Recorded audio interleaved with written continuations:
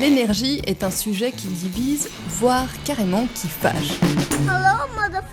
On a cherché pour vous les débats qui enflamment la toile. Il y a vraiment de tout. Du vrai, du faux, du à peu près vrai, du presque tout faux. Et si on tentait de démêler tout ça? Prenons ce tweet par exemple. Le solaire c'est super, et comment recycle-t-on les panneaux? Ah oui merde on ne sait pas faire, on enterre tout. Bon, là je crois qu'on peut y aller assez clairement et dire que c'est faux. Non, les panneaux solaires ne sont pas enterrés. Commençons par un tout petit tour du cadre légal suisse. Depuis le début de cette année, une ordonnance clarifie les dispositions à prendre pour éliminer les panneaux solaires. Une manière notamment de s'aligner sur les normes européennes. Dans ce texte, les panneaux solaires sont considérés comme des appareils électriques et doivent donc être éliminés de manière respectueuse de l'environnement.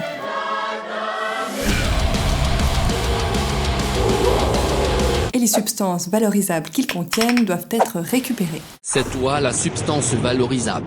Donc si vous avez des panneaux solaires à détruire, ramenez-les à un point de vente ou de collecte publique. Et les commerçants, les fabricants et les détaillants doivent vous les reprendre gratuitement.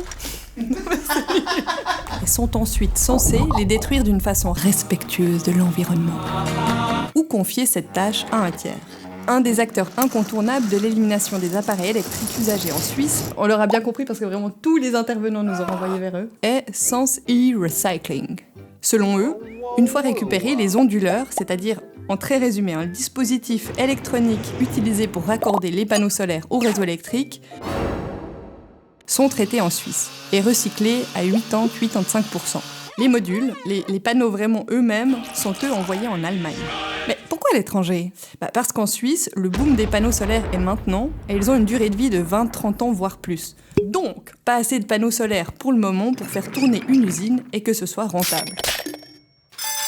Mais selon Sensi Recycling, comme le marché est grandissant, cela pourrait changer ces prochaines années et d'ici 5-10 ans, le recyclage pourrait avoir lieu ici. En attendant, c'est donc le savoir-faire de nos voisins qui nous dépanne. Maintenant, intéressons-nous aux matériaux qui constituent un panneau solaire pour mieux comprendre son recyclage. En Suisse, les panneaux solaires sont majoritairement monocristallins. On va donc s'intéresser à ceux-ci. Le verre constitue 80-90% de leur poids total. Ils contiennent aussi des plaquettes ou wafers je sais pas comment le dire. Wafers de silicium. C'est ça qui capte les rayons du soleil et les transforme en électricité. Ces plaquettes-là sont recyclées avec le verre et servent ensuite pour la production de verres plats ou de matériaux d'isolation pour les bâtiments. En ce qui concerne... Faut pas que je fasse en ski. En ce qui concerne le reste des composants, les films composites sont brûlés pour produire de l'électricité ou de la chaleur pour fabriquer du ciment. Et les métaux sont extraits et envoyés à des fonderies toujours en Europe. Par contre, on ne sait pas dans quel pays.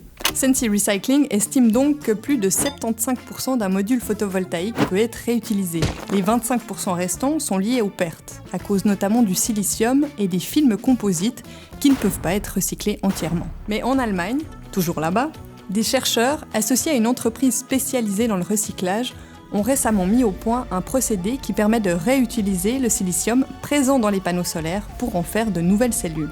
Moins efficace que les neuves, mais plus efficace que celles en fin de vie. Et surtout, c'est une avancée qui représente un gain énergétique non négligeable. Et les chercheurs contactés sont univoques, la question du recyclage ne doit pas être une entrave à l'installation de panneaux solaires, notamment parce que le retour énergétique d'un panneau solaire est rapide. Selon une étude de l'Agence internationale pour l'énergie, The International Energy Agency, en 1 an et demi, le panneau solaire a produit l'équivalent de l'énergie nécessaire à sa construction, son installation, son transport et son recyclage. Donc, en conclusion, non, les panneaux solaires ne sont pas enterrés et des recherches sont menées pour tenter d'améliorer encore les techniques de recyclage. Et ils sont toujours mieux recyclés qu'un téléphone portable. Et oui.